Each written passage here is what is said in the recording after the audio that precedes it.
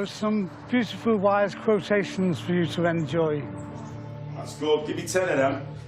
2, 3. These two men were the ringleaders behind Britain's most notorious and violent prison riot. 25 years ago, nearly 2,000 inmates broke out of their cells and took over Strangeways Prison in Manchester. The world's media caught every moment of the rooftop siege. But what made Strangeways remarkable was that cameras had already captured the brutal conditions that existed inside the prison.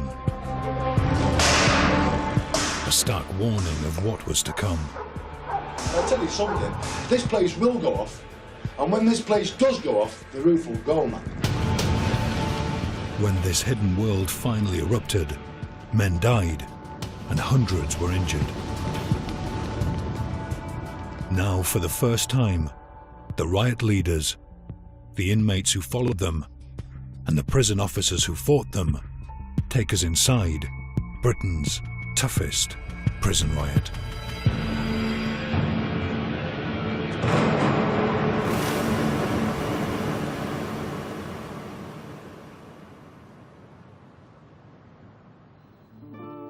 Strangeways Prison, Manchester. And so into a barred and unnatural world of 900 male prisoners and 140 male officers. A world without money, or women, or liberty.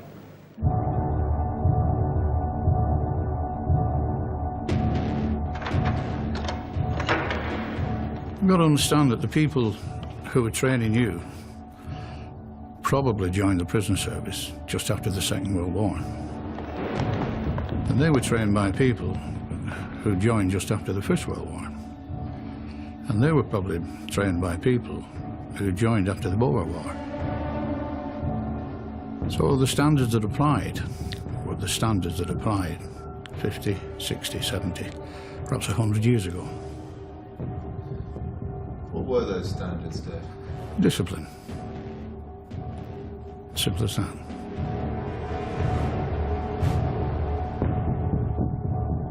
My job was the same as any other officer, especially young ones. Keep your mouth shut, listen, watch, and learn. Prison officers had to be there 7 o'clock in the morning, not 1 minute past 7. If you didn't appear properly dressed, then you could be disciplined. It had a reputation, along with Wandsworth, as sort of being the last bastions of discipline in the service.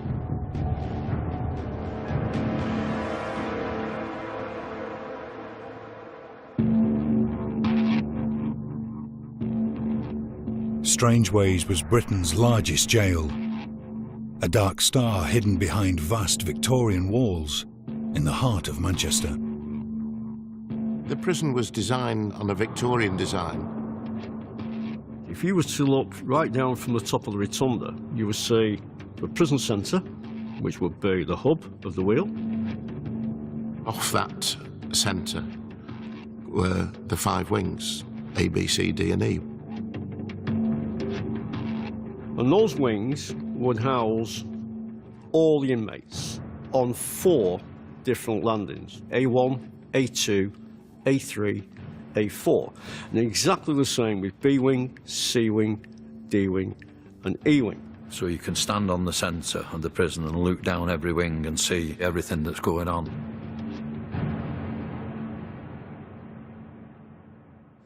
When you get up these stairs, I want you to stand around the iron grid and wait there.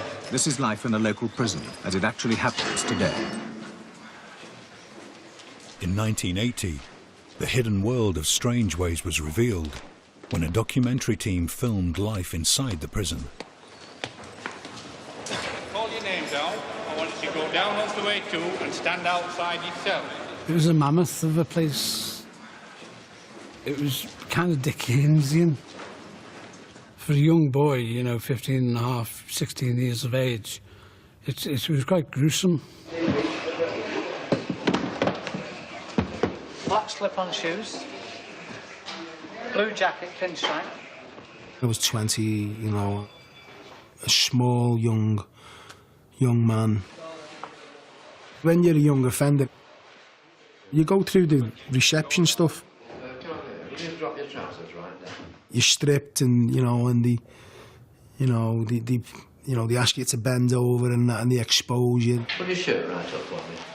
What's this scarf for here? Stabbed. Eh? Stabbed. Everything in there was dark. It was frightening as well. It was frightening.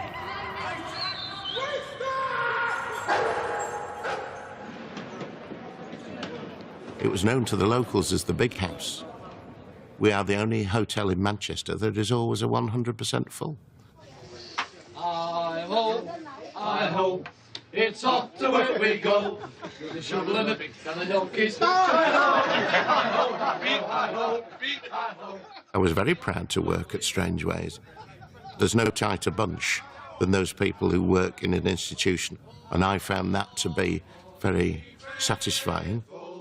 Joyful and triumphant, oh come ye to bed. But Strange Ways was struggling to cope with the rising tide of prisoners coming through the gates. Built for 900 men, Strange Ways now housed 1,500. Undoubtedly, the pressures and tensions of imprisonment are increased when 2 or 3 men share this living space, a cell devised in the Victorian age for one man.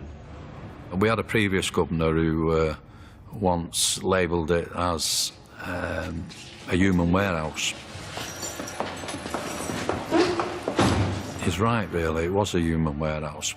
3 inmates had to share the toilet facilities in a cell, which was a chamber pot. Like a plastic bucket, right, with a lid on, if you're lucky, where you shit and you piss, and it's in your cell with you. It wasn't very nice if you're wanting to defecate, and your cellmate's, in the cell, and he has to experience the stench of that.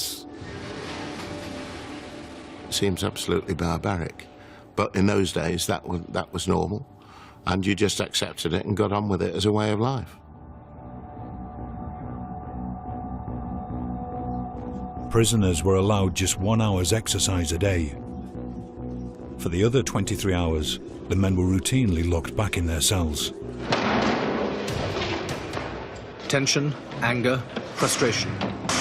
The added problem of overcrowding rising to alarming proportions has also increased the threat of insurrection. This is a Victorian prison in 1990 that's still acting and treating people like it's Victorian times. This place should be closed down because this nick is run by the screws. But I'll tell you something, this place will go off, and when this place does go off, the roof will go, man. Into this powder keg stepped an idealistic young governor, Brendan O'Friel. He had a reputation as a moderniser. The big issues were we had far too many prisoners and not enough cells, things for them to do. It makes people very depressed, very morose. It makes them very angry. Brendan O'Friel was a remarkable man. A man of deep convictions, of real spiritual experience, and a man who cared. The new governor was quick to spot the simmering tension that existed between prison officers and prisoners. I was a bit of a bastard, to say the least sometimes. I was volatile, I'd explode. Do you know what I mean? And I was hard work for them, and sometimes you didn't even have to do nothing. Say like there's 200 officers in Strange Ways, I'd say there's only 20 of them that were really bad. The others were all right, they were decent staff. They just went about the daily jobs, they didn't bother no one. But out of the 20, there were bad apples, they were a little firm, and they used to come round beating people up. There was no abuse. Simple as that. No physical, and no verbal. It's hear no evil, see no evil, speak no evil, but, some prison officers will have the courage to say what happens. Some won't.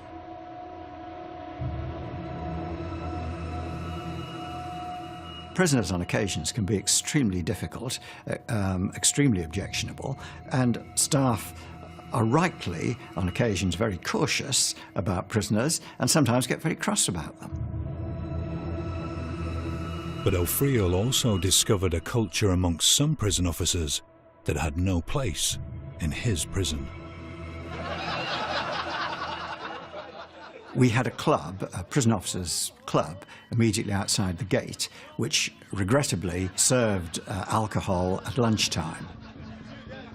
It meant that in the afternoon there was the danger that some staff would return to duty having been drinking.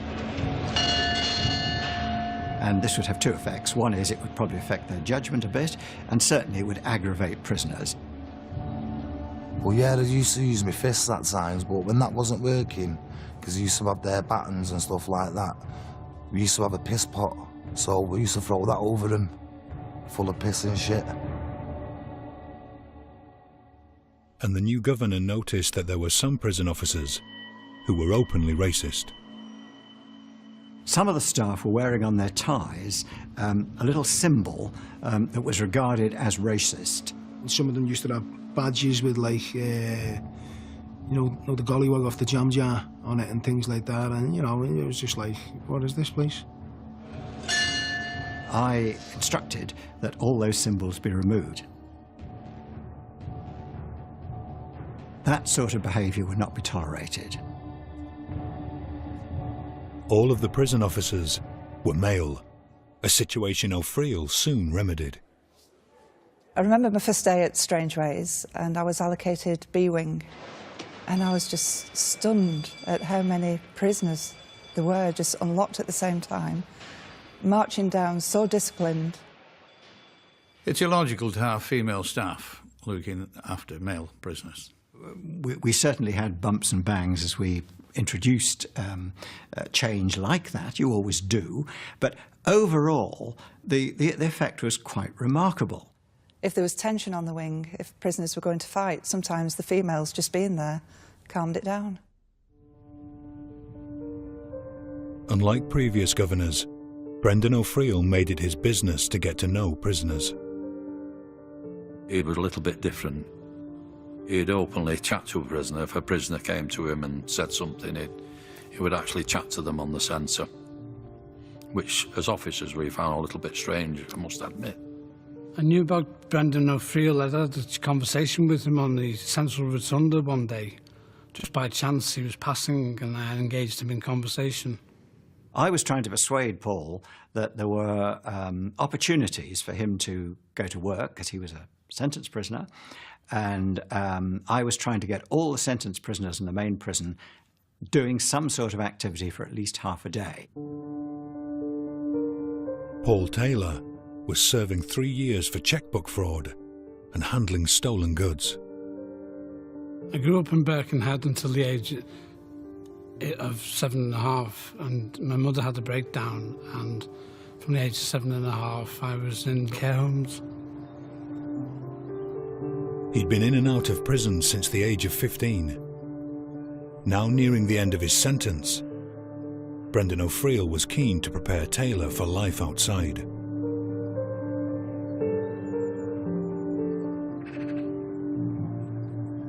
It's where I come to contemplate life. The rocks in Birkenhead Park. I liked schooling, you know, the power of the written word. This is a rock I imagined when I'm sat on those rocks over there, that this is a lecture hall and that this is Aristotle or Plato or Socrates giving me a lecture.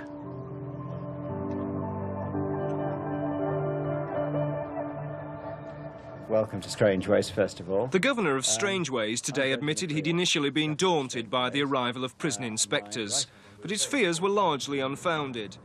O'Friel's approach began to pay off. Strangeways got a good report from the Chief Inspector of Prisons. When it came out, I was extremely pleased because he did the two things I wanted. First of all, he praised what we had done so far, but he also pointed out we had a very long way to go and we were in serious need of major capital investment. Despite O'Friel's progress, Strangeways was still taking in more and more prisoners. In February 1990, Alan Lord, a convicted murderer with a fearsome reputation in the prison system, arrived at the jail. Alan Lord was a life sentence prisoner, and as a life sentence prisoner you always treated these people warily because they were in for a capital offence. Lord had been moved from prison to prison. I knew him because of his history. A violent prisoner, bodybuilder, potential to be very dangerous. Lord knew Strangeways. He'd begun his life sentence there, and he bore a grudge. I was 19 years of age. Just as I was entering the cell, one of the screws punched me in the back of the head and said, "You murdering black bastard." I decided that once that door was opened again, I was coming out fighting. I took it on myself to literally, no matter what cell I was in, smash hell out of that cell. I never had own comforts, never had a bed frame, I never had a mattress. I lived in an empty cell, slept on the floor. Why did you do that? Because it's me taking control. Inevitably, Lord was sent to D-Wing's segregation unit for difficult prisoners. Back in the main prison, Brendan O'Friel pushed on with repairs to the aging jail. It was like a menagerie in the evenings and nights because we'd got birds that had got through, broken glass, etc. And it was becoming an issue. 20 tons of scaffolding was erected through the jail's central rotunda, creating a vast climbing frame that rose up to the 4th floor. Made it difficult to see into the wing. Even though there was electric light, it still made it dark. And I felt that this darkness was reaching everyone within the prison. That month, even more prisoners arrived. Strangeways was bursting at the seams. We had 900 or so places. We had 1,600, 1,700 prisoners. That was the reality, day in, day out. That is pretty appalling. For Paul Taylor, prison conditions were now intolerable. I'd written to the Home Office an 18-page representation. The prison service was negligent in addressing its duty of care to address prisoners' problems and didn't feel I was getting anywhere. Taylor's frustration boiled over. He began to talk openly of revolt. I wanted personally to demonstrate to prison officers and prison governor in particular that prisoners had reached the end of their tether. Taylor was sent to the segregation unit to cool off. It was there that he first met Alan Lord, during their 1 hour of daily exercise. We were able to walk side by side. We just magneted towards each other, like we're on the same wavelength. We said that people have to stand up for the rights, because this cannot be the situation in this century. Together, they hatched a plan.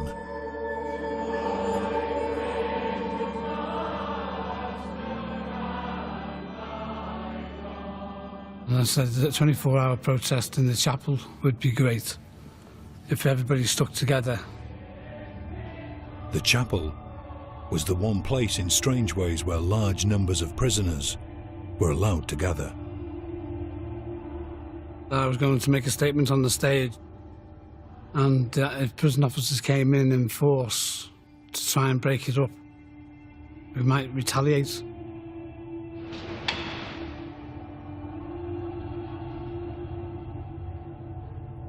It was very quiet. It was eerie that night.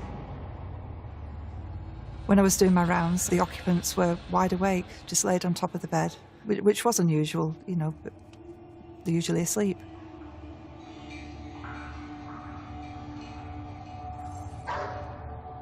Through the windows, prisoners were talking about what they was going to do the next day, and we was going to go to the chapel and have a peaceful protest.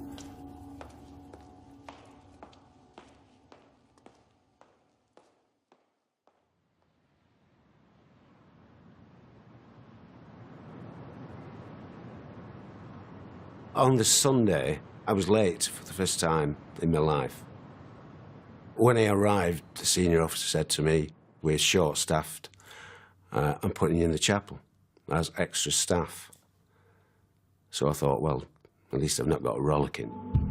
They shouted for church, so I'd done my bit of cleaning what I had to do, and got on the line for church.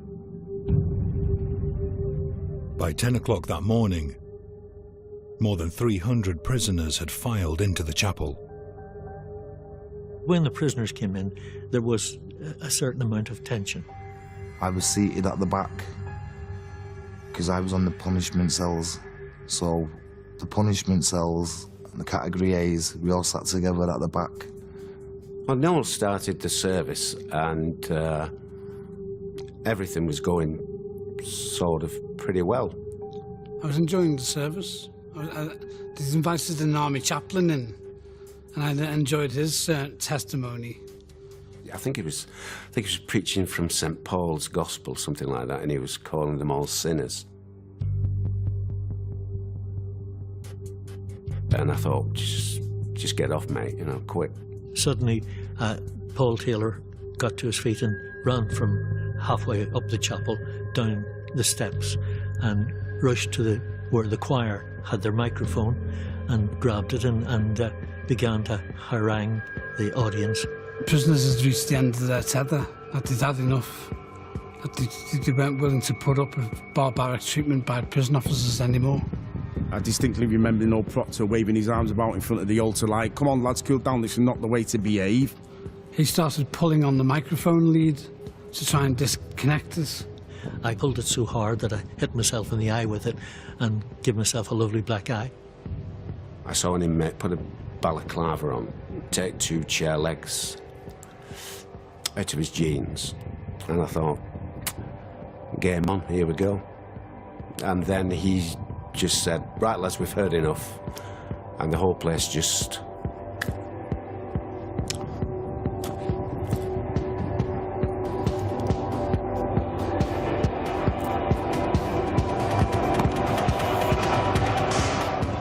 Everyone just started going mad.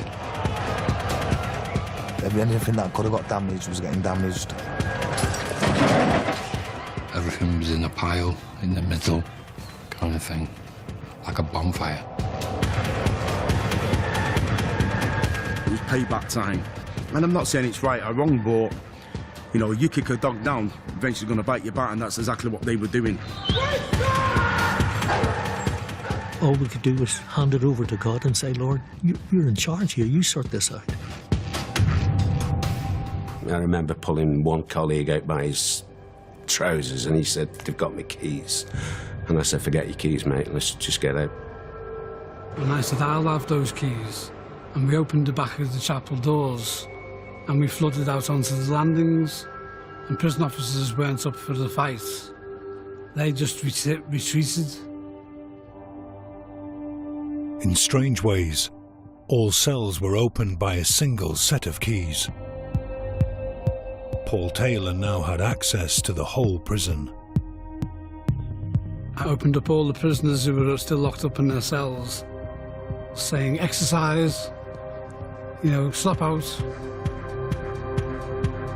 My intention now was to go to the rotunda where there was construction going on with the scaffolding from the ground floor up into the top of the roof, which was 80 feet, and my intention was to get on the roof.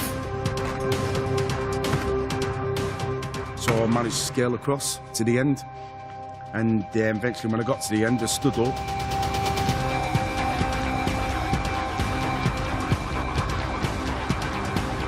It was like, wow, look at this. Look how vast it is. Oh, it was beautiful. It's a beautiful place, Manchester. I'm so happy to see the Arndale, the CIS building. This was like me now being released. I thought, I'm on the roof here. I feel safe. I happened to see the bell. So instinctively I went, I'm getting the bell down. I smashed the hell out of it, put a load of dints in it. And when I've had me fun with that bell, I threw it off the roof, so there's your bell back. And I remember shouting down, who's got your prison now? I've got your prison. News is coming in of a major disturbance at Strangeways Jail in Manchester. Inmates are believed to have stormed the prison chapel and they're now said to be rampaging through the jail. Within a matter of minutes of the prisoners reaching the roof, the riot had become a national event. I rushed up to the gate and discovered I couldn't get in because of these hails of slates that were coming off the roof. They were throwing tiles, just like frisbees. They were throwing them at staff, they were throwing them all over the place. There was a few staff who were quite badly injured. Remember, one staff got a piece of slate through his jaw. There was chaos going on because prisoners were just frantically letting off steam.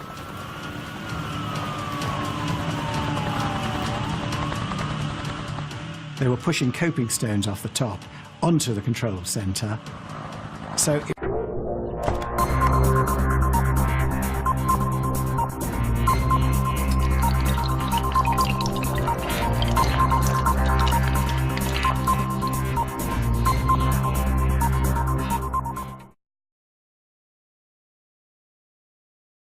it was a bit hairy. But the cameras couldn't see what was happening inside the prison. Housed on E and C wings were inmates charged or convicted of sex offences. Rioters ripped doors off their hinges to get to the men. People were saying these are nonsense, these are sex offenders, you know what I mean? And they were just beating them. And they'd have them in, like, there was a cupboard that was like a freezer. And they'd have them in there, and they'd have them locked in there, and they were bringing them out one at a time. I'd seen a few of them hit with iron bars. It was just like a wild pack doing things, and people were just joining in. I want to locate a particular prisoner who'd come in that week for attacking a 6-year-old girl, attempted rape of a 6-year-old girl. And we went up onto that landing and we found the cell that he was in. And we entered that cell, and I did punch him twice. And prisoners set about him with sticks. And he was dragged from the cell, and his face was pushed into the railings. And then he was picked up and thrown over the railings. But he grabbed hold of the railings so intensely that it required, you know, hitting his fingers with a stick for him to let go. Tables, chairs, everything went over on top of him. They were all enjoying it and getting off on it, and no one felt bad about that at all. Badly injured and fearing for their lives, prisoners dragged themselves to safety. This inmate was actually thrown out at the end of A wing onto the stone steps. He'd been beaten up in such a way, maybe his private parts or whatever. He was in such a state. There was blood all over the place. When that prisoner was lying on the floor in the state he was still being bombarded by other inmates off the roof. By that afternoon, worried relatives joined bystanders flocking to Strangeways, desperate to get messages into the prison. I want him to get out of that prison. I want him to get out because there's going to be a load of killing. I can feel it in my bones. Listen, Jeffrey, whatever's going on in there don't have nothing to do with it at all. You just get yourself to the nearest door and get yourself out of there, laddie. By the end of the day, 1,000 men had fled the riot and surrendered. As we started to see that the numbers inside were dropping, we thought it was time to explore whether we could get any of it back. I then met Brian Nicholson, who was taking control of the situation.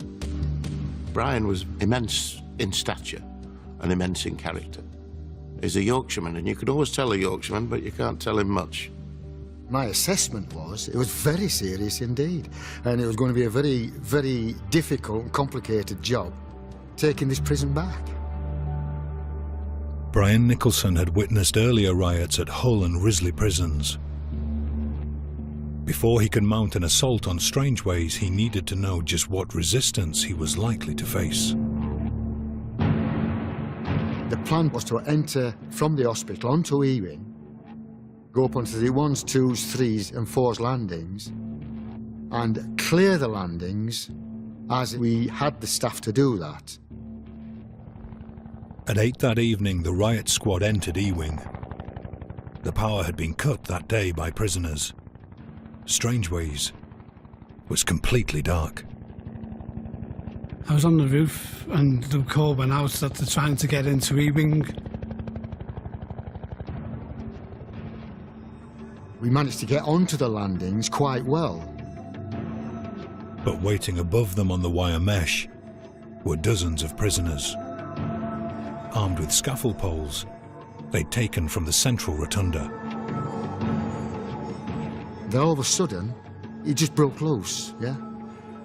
Prisoners filled the wire, and were driving, scaffolding poles were driving them through the wire down onto us. Some of the scaffolding poles that are getting launched through the netting at them, hitting the shields, buckling them, smashing through the legs, causing a lot of injuries to them.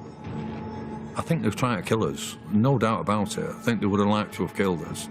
I wasn't personally brandishing anything. I was just stood there with my hands behind my back, watching proceedings. Paul Taylor, I just seen this guy is completely eccentric. He'd have like a pen and a rose, and he'd start quoting Shakespeare. He was like a romantic anarchist, I should say. The next thing that came along was buckets of urine and excreta. I got into my face, in my nostrils, into my mouth, and pop everywhere. So we knew what we was going to be up against, and it was going to be quite a violent response if that was anything to go by. In fact, a very violent response. But we could manage it.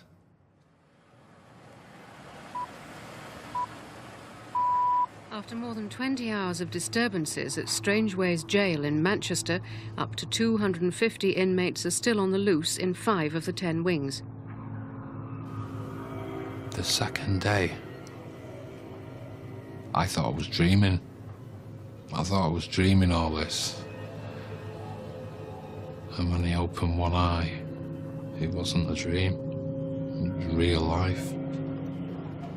It's known that more than 50 people were injured yesterday, but reports of up to 12 deaths are still being described as speculation by the Home Office.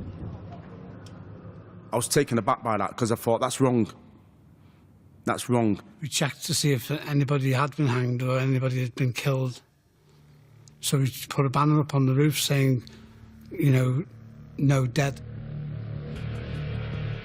But the rumours of dead inmates persisted, and the world was watching. The pressure grew on Brendan O'Friel to act. My idea was to, let's get this ended. Let's get back in control. Overnight, hundreds of prison officers trained in riot control had arrived in Manchester. The plan that I suggested was the main force would actually go through the chapel. As a diversion, other units would go along Ewing to take the landings, which we could do quite easily. The helicopter was going to sweep the roof, forcing the inmates to lie flat. Next phase would be to get from the landings onto the wire. The prison officers were then going to go up through the roof space internally, retake the roof. We're still very uncertain about all sorts of things, but nonetheless, Prison Services let me have 400 staff, all kitted up. Well, unless they're going to just stand there and do nothing, what are they there for?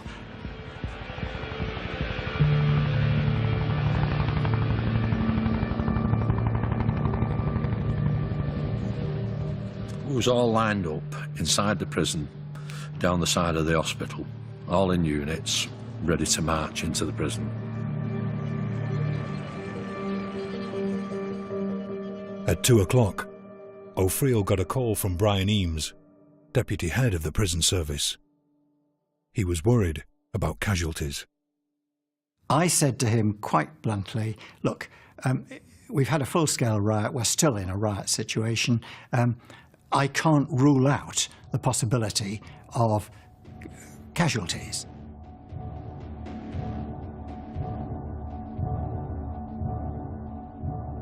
I was on the roof and I saw a mass of prison officers coming through the gatehouse into the E-wing section. Some people got prepared with big, huge buckets of scaffolding clips. People were making makeshift shanks. No one to the end of a scaffolding pole. They were putting a knife in, getting a hammer, and putting it down like a big medieval instrument. I would have fought to the death. Because if I thought one of the officers was coming to save me, I would have defended myself. Brendan O'Friel then received another urgent call from Brian Eames. He pressed me further and said, could staff be killed? I said, well, it's possible. That's the situation that we're in. He then said, it's not on, then, is it?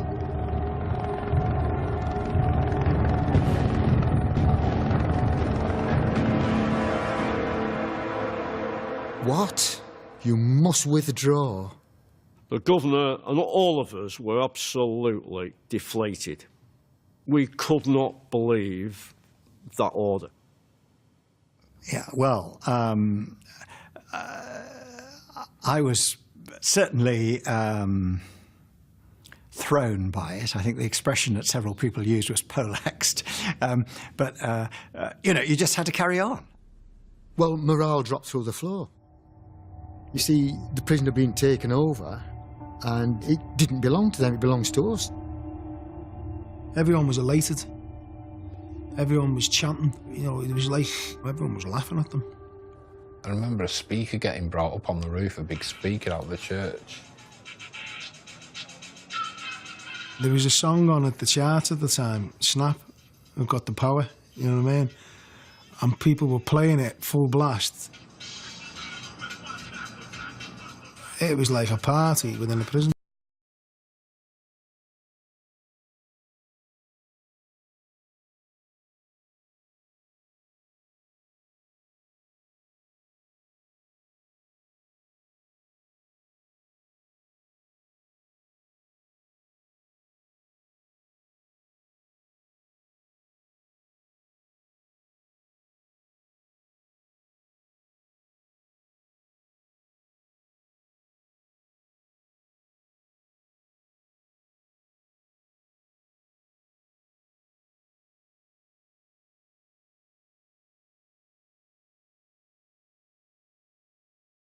There was a campfire atmosphere. It was like being on a camping holiday.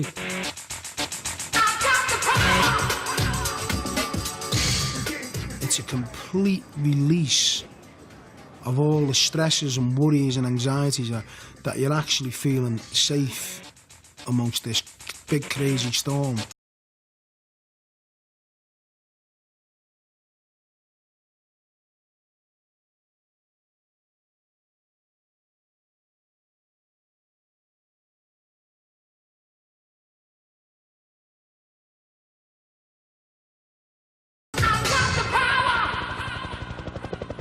It's no longer a riot, it's a siege.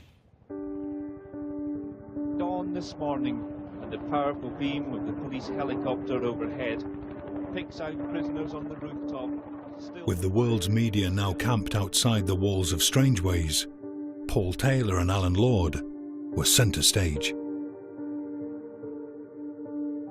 You couldn't be too lax about it, you couldn't be too jovial about it, because then the whole incident becomes trivial and nonsensical. And that's what it wasn't about now. This was a golden opportunity to actually put under the microscope the prison system.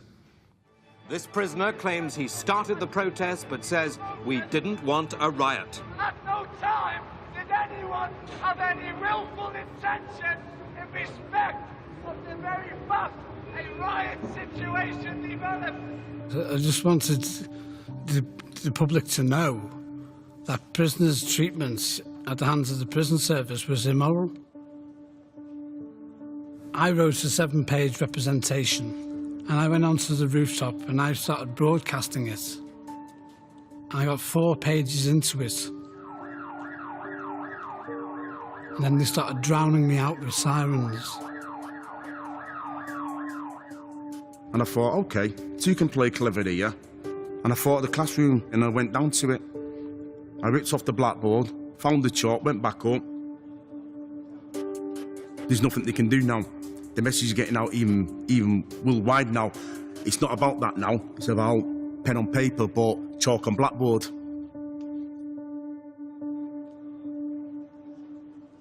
One of the things I took upon myself to do, right, was go to the governor's office.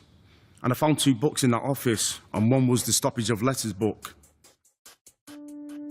The book detailed letters that had been stopped by the prison's censor department. And what it was, young prisoners getting a beating, a slap round the head off a screw, so he's complaining to his family. There was a camera crew across the way, and I held up the book, the front cover, so he put his thumbs up like that.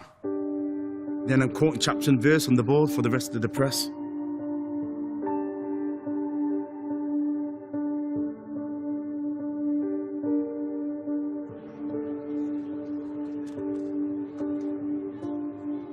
Lord and Taylor's grievances were now being heard far beyond the prison walls. This isn't a case of prisoners going on the rampage and destroying their own property. It's a case of prisoners going on the rampage and attacking fellow prisoners. There's no modern sanitation in the cell blocks, and men, even living 3 in a cell, are required to slop out. If we treat men like animals, we ought not to be surprised that they behave like animals. But for some of the younger prisoners, the rooftop protest had started to lose its appeal. Well, there was another young kid from my estate called Matthew, and he was up on the roof with me and that. Yeah, he kept me head together in there, as I kept his head in, you know, helped each other. It was getting cold, it was raining, I was tired, there was nothing else to wreck, so I thought, we might as well go. The problem for them was how to get off the roof. There was lads with balaclavas on saying, we need to keep the numbers up. People in for serious crime, murderers. I wasn't about to argue with someone in a balaclava. I was scared, We had a lot of young prisoners we felt were at risk with the older prisoners of abuse. We needed to try and get them down. Prison officer Pete Hancock was also a trained negotiator. He contacted Alan Lord and asked to meet him, away from the cameras. It was decided that somebody has to go down, people have to go down to negotiate.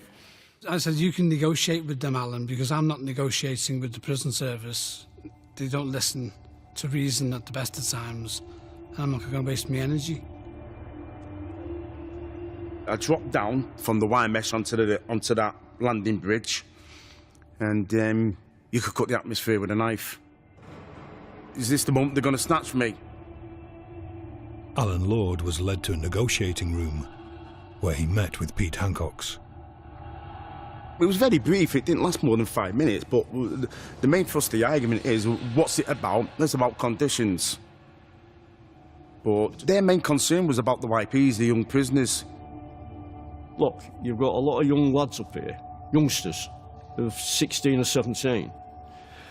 Do you want to be held responsible for what might happen to them? Lord agreed. He'd tell the younger prisoners it was safe to leave.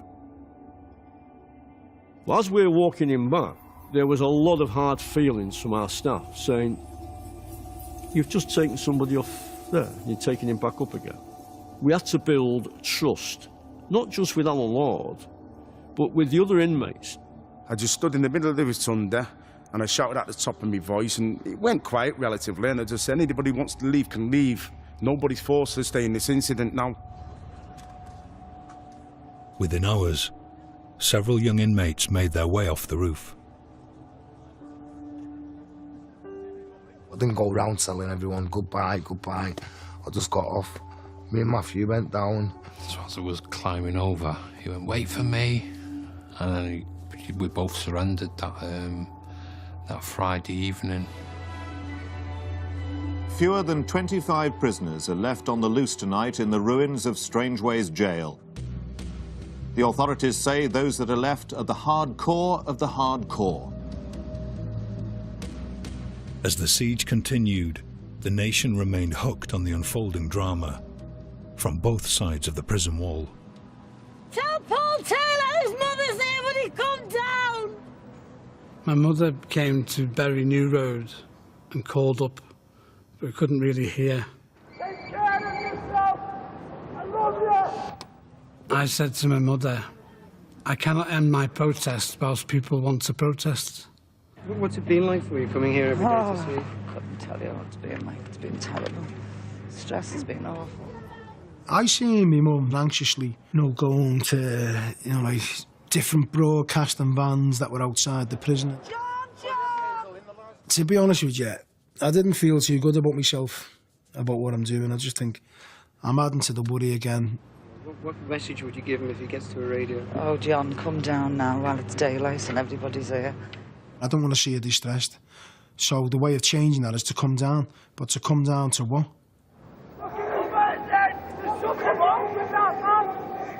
Some screws were just openly in all the riot gear just saying to us that when you come out of here, you're fucking dead.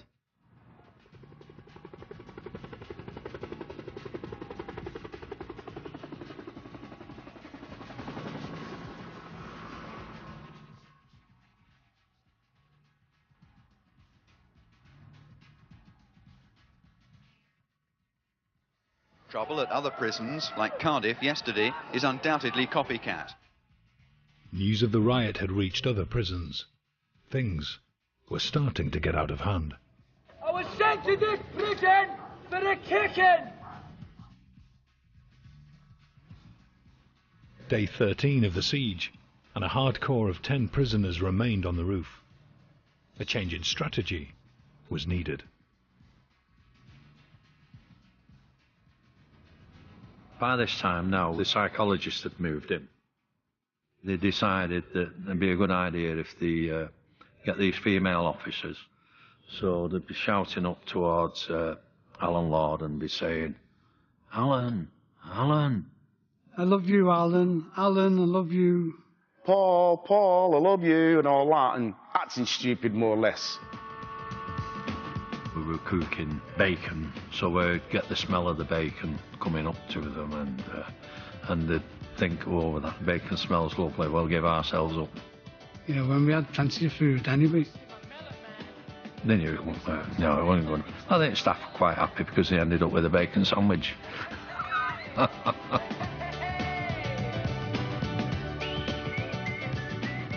The siege was now 3 weeks old, the longest in Britain's penal history.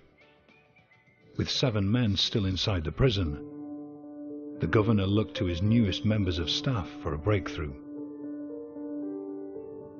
Well, negotiating skills are very much about having good verbal ability, being able to get close to the other person, empathy. He said, we need a female to go and speak to them. And he said, you know them all.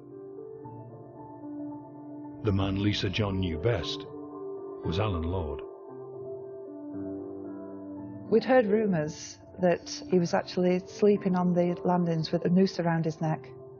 If the staff had tried to enter the prison, he was going to throw himself off the landing.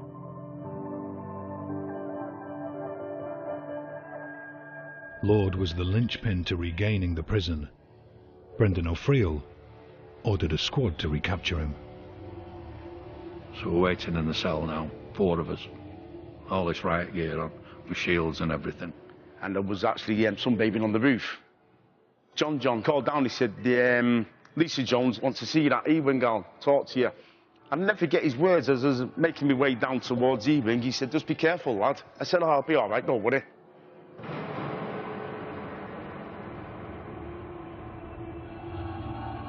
I'm thinking about how's he going to fight? Is he going to give us a good fight? Are we going to struggle with him? Big, powerful man. I've dropped down onto the ones, and I must admit, through my own complacency, I didn't see it straight away. And he went to the gate to speak to the negotiators. So off we went. We're off out. And I'm looking over, and then I seen, groups of screws all together in riot gear come and rush him. And I ran at them, hit the shields and all that. Within seconds, they got hold of me, wrapped me up, and... That was his moment of glory had gone now. I just got up to the roof dead quick and let the lads know. We have succeeded in returning one more prisoner to legal custody. Alan Lord was gone. The men left on the roof went on the rampage. Strangeways was ablaze this afternoon. Large fires started deliberately in the jail's C wing by rioters infuriated by the governor's announcement that one of their leaders had been captured. I was upset that they'd taken him the way that they did. That Alan had been captured when he was a negotiator. Having set the jail on fire, they attacked the fire crews called to tackle the blaze.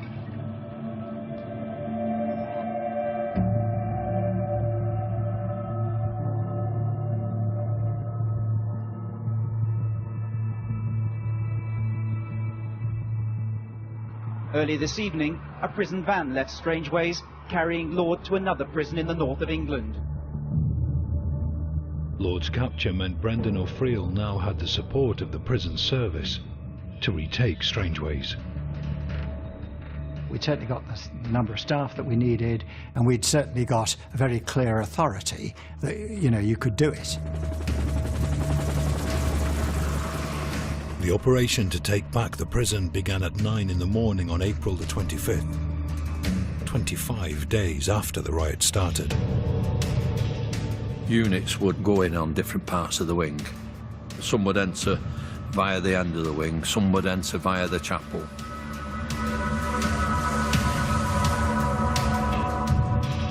"23 minutes later, the riot teams had reached the prison roof. They just come along every wing, all angles, and they burst through the roof.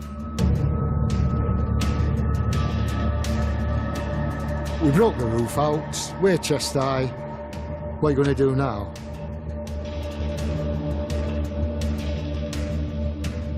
But with prison officers ordered not to risk their lives by climbing onto the roof, it was stalemate. Taylor displayed more antics from his repertoire. He appeared to be suggesting he could fly to freedom, but it was a lost cause. John! John, come down, son! Then we were just cornered. Do you get me?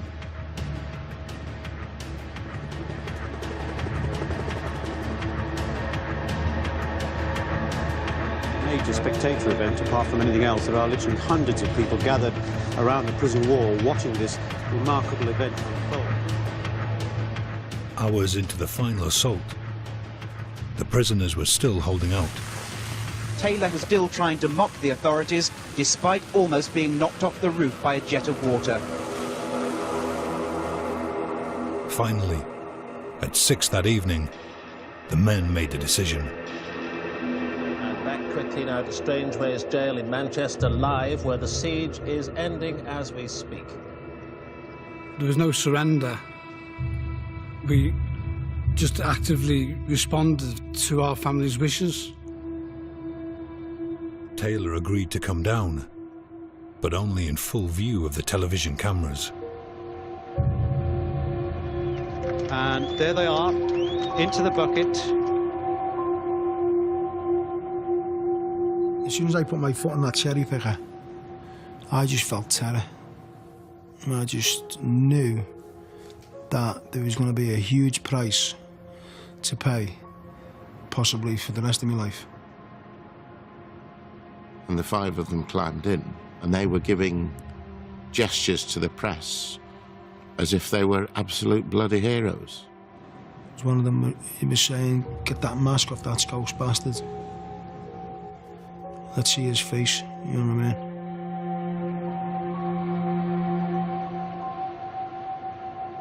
I had to escort them into the police vans. I was still really angry, and something in me wanted to punch them in the face, but you can't do that.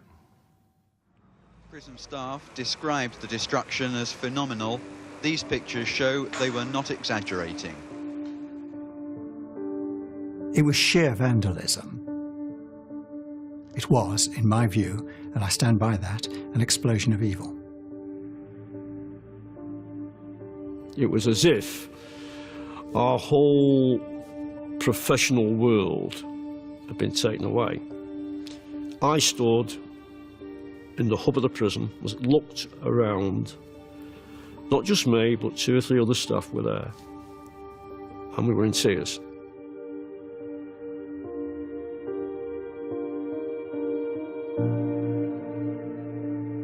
A 147 prison staff and 47 inmates were injured during the riot.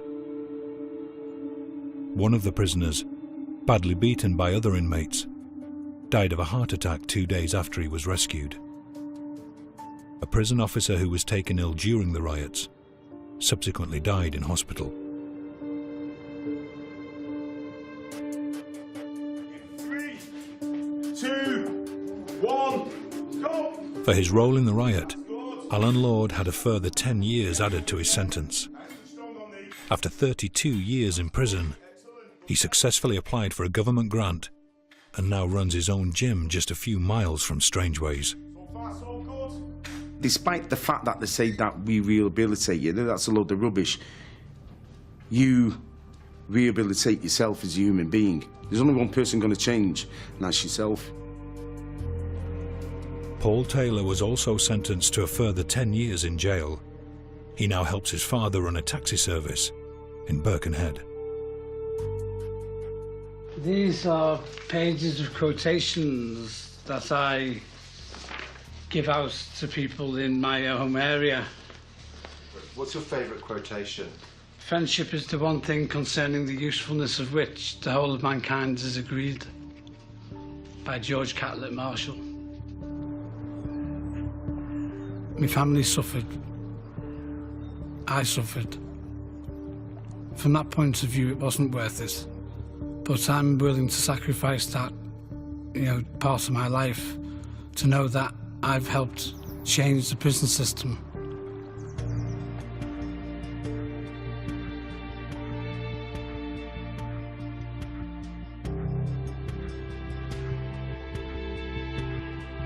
Some beautiful quotations for you to enjoy. And there you go. You're welcome.